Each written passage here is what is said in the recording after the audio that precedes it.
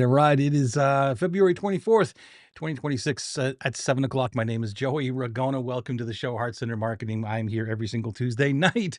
And I am loving what I'm doing here for you because I'm going through the actual questions, the top 10 questions that I have been getting over the last 4 years of doing the Kajabi webinar every single month. Actually, we missed two of them, January and July. So we're basically there every single month. And these are the top 10 questions that I've been doing over the last, I think it's 7 weeks now. This is the seventh week of doing this. And today's one is a very special one because it is all about an epiphany that happened to me when I started to do this or to change the way that I was marketing back in 2019 after a bout of 2016 to 19, like 3 years of trying to do a little bit more aggressive marketing, not trying, but was dumped into that world because I thought I was doing something wrong. And lo and behold, I wasn't doing something wrong. I'm just looking at my phone here because I want to pull up the actual Facebook group thing. Because if you are watching me live, let me know with the hashtag live. Or if you're in the Facebook group, which I'm just trying to find now, let me know with a hashtag replay if you're watching on the replay. But I can see the comments coming in if I got this right. I do have my phone open. So why is this not working? Sooner or later, I will get all of this tech working. And there we go. All right, cool. And let me see, is this the right one? No, it's not. That's not the right one. Do this one here. This is the one. All right, cool. I'm going to go here, open that up, and now I can see your comments. If you are in the Facebook group, I will look on my phone to see them. And over here, I will see the other comments coming in. Beautiful. Come on. There. Great. Still got that jobs to be done thing. Still got to get rid of that thing every time I do this, and then I just forget about doing it. Sorry about that. So ignore that comment thing that comes up. Okay, this is what we're going to talk about today. You can't see that. There we go. Tribe building from lead capture to safe containers.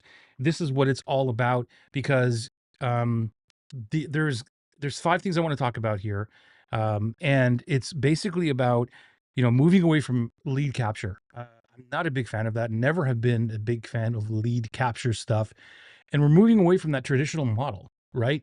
And especially in today's world, because this is where the lead capture is all about pulling anyone and everyone into a funnel and just squeezing them into a 2% conversion rate. Like that's, kind of what I was, involved in, and maybe you're involved in it now. Maybe you've seen it so many times as well. Let me use this color here. This transactional extraction of capturing leads and hoping that you're going to get this 2% conversion, which is still accepted as industry standard. And I just don't really follow that lead anymore. And so instead of focusing on that, we focus on this curation of specific someones. Oops. See, that's Notebook LM. So I got to fix this typo.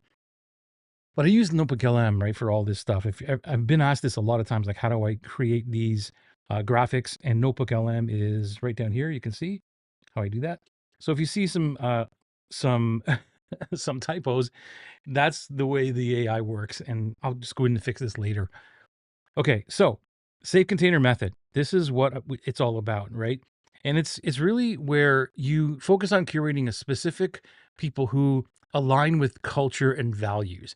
You've heard me say this like a million times before. It's not new if you've been watching me over the a little while here, especially for the last couple of years, especially if you were in Atlas, which is the main thing that I do to help you curate the tribe, talk to the right people, you know, um, really zone in on your message so that the right people do show up in the first place and you repel everybody else, not in a bad way, but they just don't align with you. And that's really what you're looking for. You're looking for, how do I just get out into the world and share my knowledge and share exactly what my unique ability is to help someone with this specific problem, this specific person with this specific problem. And that's what this is all about, right? So your primary goal is really to provide a high protected, safe container, and like a Facebook group or an email list. So when people come into my Facebook group, it's a safe container. We I'm not there to sell you into a webinar to get you to buy something. Not that you never do that, you never offer something, but you know, we both know that a lot of these Facebook groups that are set up um, are like are again like squeeze type of funnels. Like get into the Facebook group, then they throw you into not all of them, but a lot of the ones that I've seen do this is they throw you into this webinar and they're not in there really serving the tribe, serving the community. And that's what this is about. It's like, how do you serve your community and build the tribe so that they trust you so that when you do offer something, the right people when they are ready will put up their hand and say, I'd really like to know about that. I really want to work with you because you've proven yourself inside that container, whatever the container is. And probably throughout this conversation, I'll use Facebook group as the example. It doesn't have to be, but wherever you're gathering conversations, you're inside conversations. So it's not just about gathering a lead list and pumping out offers every single day. All right. So that's what we are going to talk about. Tribe building. If you got a question, by the way, let me know. Let me just see if there's any questions so far. No. Okay. And let me see over here on this one. Cool. All right. The primary goal is to, like I said, create this private this private container, and it's about service and safety, and it's about a natural relationship event. I'm going to reference this here just for a second, the golden thread. See, what I do is when I go in and look at all of the 4 years of data that is in my notebook LM and do the research and do the right kind of prompting in order to get the some kind of talking points and ideas for each show based on the question, notebook LM decides really what to put into the graphic that I'm putting here. So this piece here, right down here, the golden thread is not mine, but I'm glad it picked this out. This is from my friend Brian Kurtz, and I want you to read that. Everything that we do is a relationship event, not a revenue event. And if I had to summarize everything that I'm about, it's that. It's everything is about a relationship and not about the revenue. Because we've been taught so many times that it's go after the hanging fruit, and relationships for most of the online space is out the window. It's not like it's just get as many leads as possible, try to convert them and keep moving, keep the leads coming in, keep the leads coming in. That's why you have this funnel thing. And for me, it's not about that. It's more of how do I have, a small container, and that small container could be 100, it could be 1,000 people, but it's not about constantly filling the funnel. It's more about how many conversations can I have within the group atmosphere so everybody sees, and you'll see what I'm talking about here as we go. Actually, you know what? I'll do that right now because this is really important because this is what's the stage one of tribe building is about. It's the sideline observer, right? So I know that my dream clients are watching from the sidelines, and so are yours. This is the hardest part about this whole mindset. If you're moving into this and you want people and you want to attract people naturally, but this is the hardest part about this entire thing because people are watching you from the sidelines. Let me get a different color here. No, not that one here. Let's go with pink. I love that one. Okay, the sideline observer. They are invisible prospects and they're watching you from the shadows. And here's the hard part. Because they're watching you from the shadows, you don't know. And so let's say that you are on you're posting in groups, you're helping people. You're not just posting and trying to get leads, you're actually answering people's questions. You're showing your expertise. You're focused on one specific problem that you are uniquely gifted in order to serve. There's the people who are engaging with you, even if it's the person who asked the question in the first place and they say, wow, that was a great answer. Thank you. And they ask more questions. The people that are engaging in those conversations are not usually the people who reach out and pay you. It's the people who are watching you do that. It's the people who are watching right now, or on a replay of this that never engage, that never comment or whatever, don't follow, but one thing triggers, and then all of a sudden I'll get a DM that says, "Tell me more about Atlas. Tell me more about working with you." Something like that. Or I love the way you said that. Here's my situation, right? That's how it works. And so the sideline observer is this invisible prospect watching you. They're evaluating your character, and they're constantly with binoculars. They're constantly, you know, for a lack of a better term, judging you. And I think this is a really good thing because there's so many people out there promising big things. And I don't know about you, but so many of my clients, if not almost 100% of them, have come to me after they've been screwed over. Somebody has, or somebody or somebodies have told them something and promised them the world, and it doesn't work out, and has taken their money, right? And they come to me and they're jaded. They're jaded with coaches. They come to me, and even if they like my vibe, they're like, "Yeah, you kind of sound like you're honest."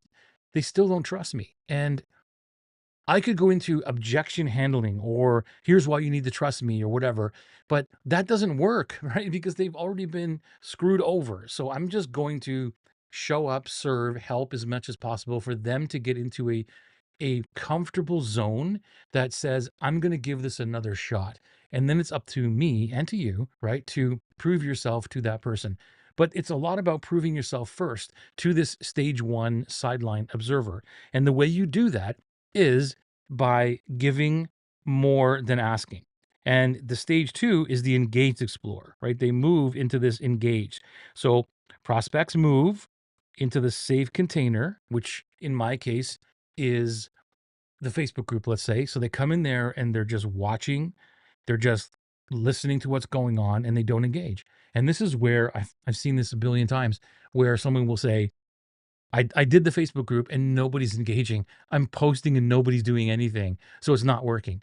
And I'm saying it is working. You just can't see it working because you're not, you're looking at the ROI, or you're looking at metrics that say, yeah, people liked this or they're engaging with it.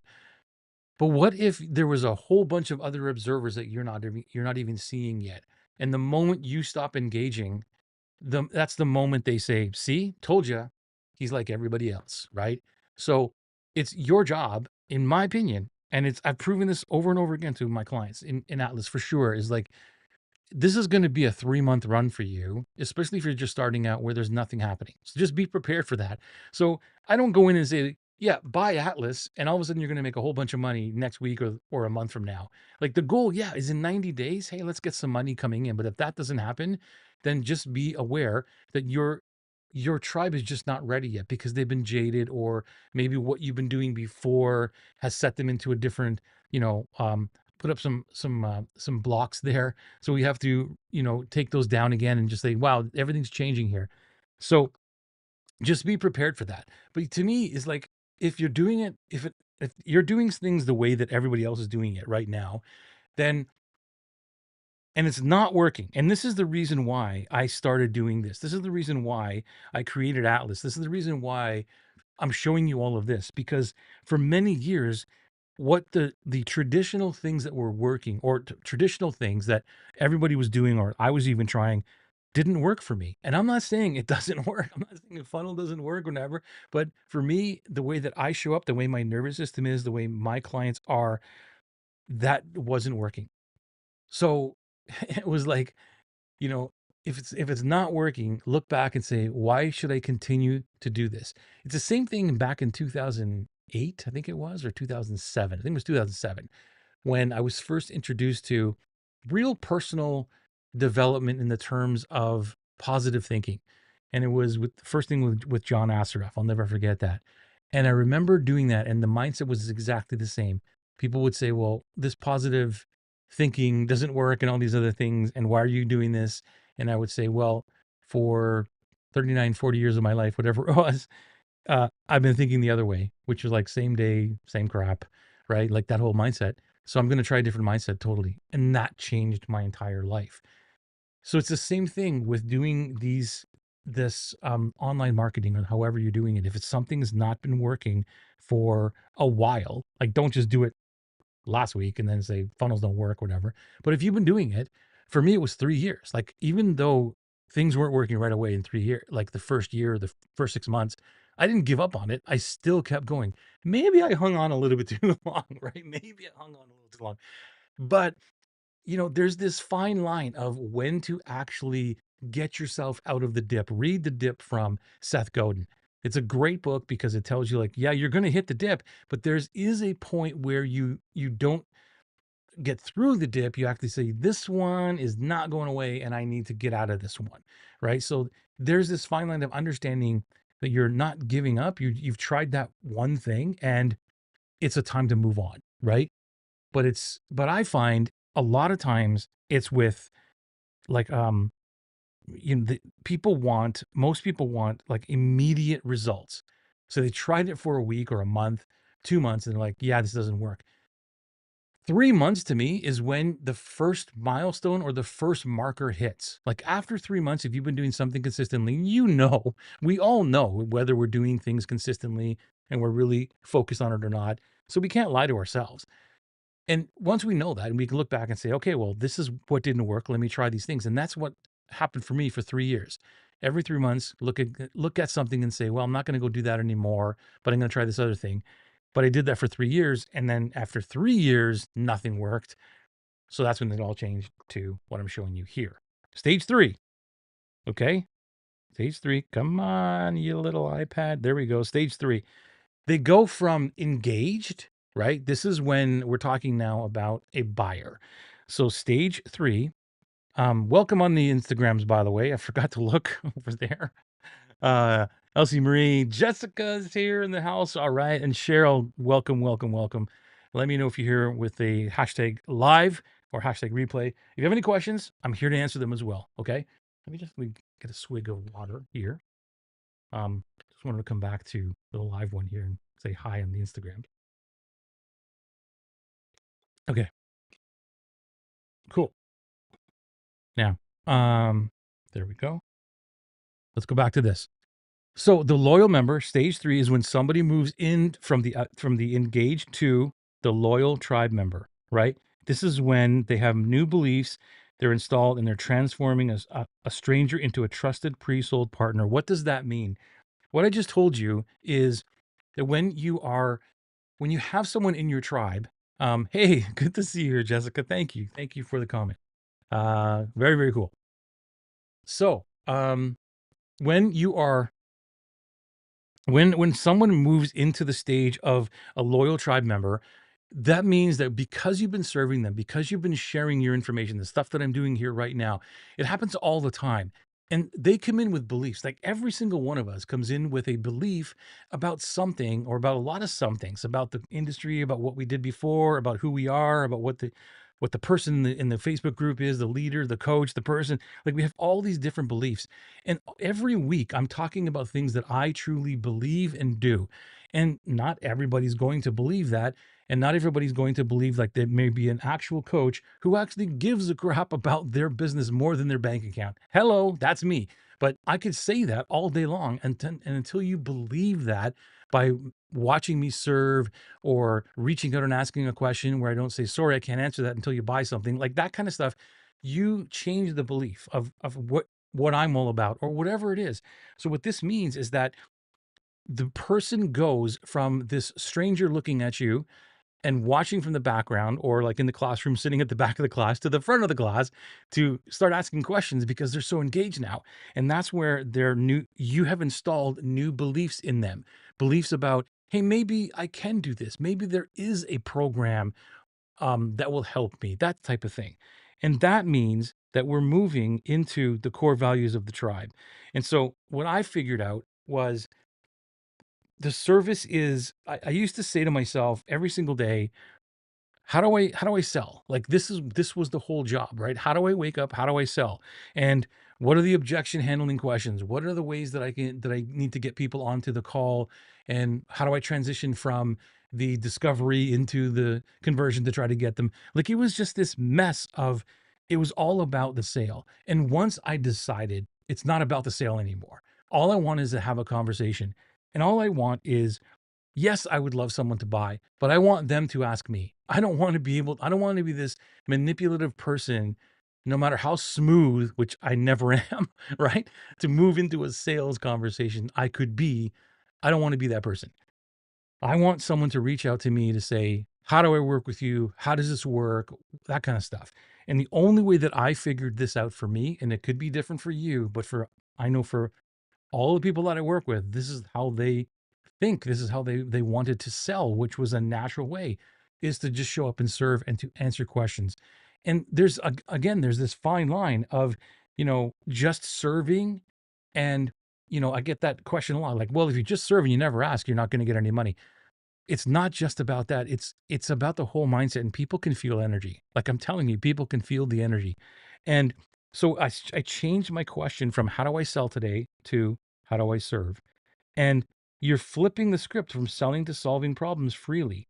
And you're not looking for immediate transactions or expectations, right? So when I answer questions in any shape or form, there's always in the back of my mind, hey, maybe this person would become um, will become a customer. But it's not about how do I get them to buy from me like right away. Wow. In and through the worlds of Collie. Hey, good to see you, Collie. So great to be here, even with the travel hours that are messing. So cool. Thank you for being on the Instagrams, Collie. It's so great. Thank you so much. So that's what the serve, like, changing that mindset is just totally opened up the entire energy field for me because people know, I'm telling you, people can feel when you want to sell them something. So when I'm on the call, even though, I would love for everybody to buy, but that's never going to happen. The pressure of me trying to get a sale was gone. I disconnected from the money because the the discovery calls or whatever you want to call them, it was always about, that's what they tell you, right? Is get them on the call and then there's the conversion process. So it was an attachment to sell and it never worked for me. And as soon as I let go of that sell, like this call, I should need to get them to a sale.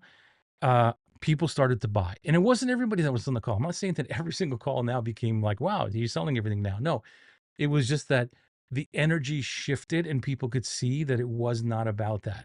And so a lot of times, a client, someone who became a client would say, like I would say, okay, is there any other questions that I can help you with? Because we're at the end of the call type of thing.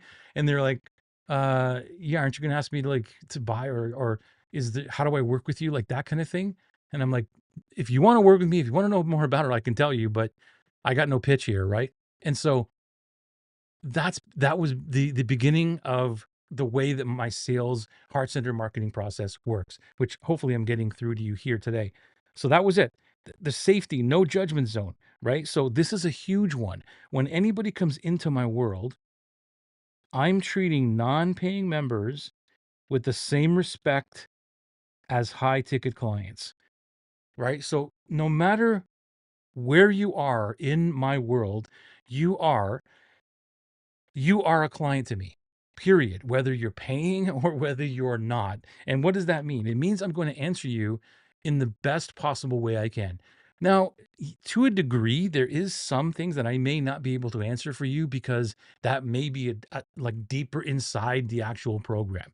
But it's not, I'm sure you've been in programs where they say, I'm not going to answer that unless you buy from me, or it's inside the program. You should be able to go look at that. The more you can tell somebody and give them that Costco sample and go, here you go, taste this out, here you go. That's when people are going to buy. You don't hide all of your cards anymore. You don't hide your best stuff for inside the program. You share everything out in the public like this because everything I'm sharing with you here is my entire system.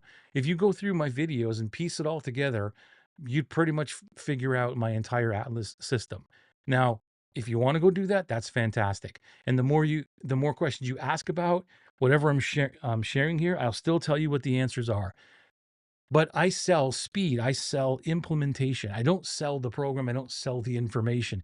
I sell, well, let me show you, let me give you the instructions now on how to put it all together, right? Like this is how we're going to do this specifically for that person. So the information means nothing. Anybody can look at the information and say, that's really cool, but I want to now implement that. And that's the way, that's what will help you sell as well. Um, Collie. I've missed you as you're the only real authentic people I know. Wow, that is, thank you. Thank you. That is such a great compliment. Thank you so much. Appreciate you. Okay, so let me finish off 'cause I don't want to keep you here forever. So this is a big one here. Okay. This is a hard one. Number three, no expectation, no zero pressure. So again, I don't have an expectation to sell. You respect their timeline. Okay, that's a TM because that one's mine by eliminating countdown, timers, and forced scarcity. What does all that mean? You know, there was a time where when I'm sending out emails or campaigns or whatever, I expect them to buy. Right? That was the thing. Like, hey, I gave you this free thing over here, and now I've got this other offer, so I'm expecting them to buy. And that again is about me. It's about you need to buy from me now, right? And that's not respecting their timeline. It's because I want you to buy by Friday because I'm having this sale. And if I'm having people come into my list expecting them to buy, that's a different mindset as opposed to hoping they will buy in the future on their timeline. That makes sense? It doesn't mean I'm totally letting go of the fact of, just hang around. Hang around in the email is whatever you want. Don't worry about it. But the pressure's gone. There's no countdown timers on my stuff. There's no false scarcity. Like the only scarcity really is, hey, we're starting on Monday and it's going to be for 4 weeks. And if you want to come start with us, great. If not, wait till the next time I start the thing, right? Because it won't make any sense if you want to start halfway through. That's the real scarcity of it. And the price. I've constantly raised the prices on my Atlas program, until it got to where it is now, which is like three times $1,500 or $3,400, $3,499 for one time pay. But it gradually went up. So it started at $1,000 or whatever it was. And then if you didn't get in at 1,000, you would have to pay 1,500 the next time. And then it was 2,000, right? So that was real scarcity. I never dropped the price. It never went down anymore. It got to the price that I said it was going to get to, and that's where it stays now. And that's what real scarcity is about. So be truthful in your marketing. And that's where this comes in. So I have no expectation of anybody buying to buy from me. Zero pressure. It's not about pressure because people can feel pressure too. No matter how smooth you are, I don't care how smooth you are of a salesperson. I am definitely not.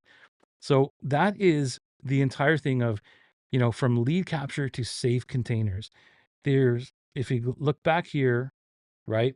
The traditional extraction of a funnel has all the things that we're eliminating. It has that capture lead mentality, captures many leads as you want to. It has the pressure and the scarcity. Actually, these would be, I don't want those, right? The pressure and the scarcity. It has a forced revenue event where it's like, hey, you know what? On Friday, all this goes away, or all these bonuses go away, or whatever it is. Like, it's just all this forced stuff and the feeling of FOMO. If I don't get this, oh my God, I'm going to miss out. Well, yeah, I just said that my prices went up and that was the only FOMO. If I miss out, I'm going to miss out on this price, but you know what? I'm just not ready yet, or I don't have the funds to do this right now, whatever. And that's okay. I'm just being truthful about it. So there is that FOMO there, but not in the same case as all these other stacked bonuses things and whatever. You know what I'm talking about if you're in this world. So that's the what you don't want. And then on the other side, you do want, let's use a green one, and let's get rid of some of this stuff. Okay. Let's get rid of that. Right. You do want to curate specific someones. You give them samples of your work. You help them out. You show people, hey, let me show you how this works, or let me do this for you. And you provide safety and security and service. So when you're in that container, people feel as if they are safe to ask any questions. They're safe to ask, to be who they are, to be vulnerable, all these things. And people, most of us in this world, especially entrepreneurship, we feel as though we're aliens, like that nobody gets us. And if you provide that container to say, we got you, I totally understand what you're all about. Ask me as much as you want. And you provide that safety and security, I'm telling you that some of those people will become clients. You just don't know who they are because remember, going back to this, we have those stage one, those sideline observers, right? Did I say that right? Like that felt like it came out right. Anyway, and then you got this natural relationship event. That's what the difference is between the safe container method and this transactional extraction. Hey, I hope this helped you out. Thank you for being here live with me. If you're here with a hash, let me know with a hashtag live or a hashtag replay if you're watching the replay now because we're at the end. And I'll see you next week for another Hearts Under Marketing show. My name is Joey Ragona. We'll see you next week. Man, what a day.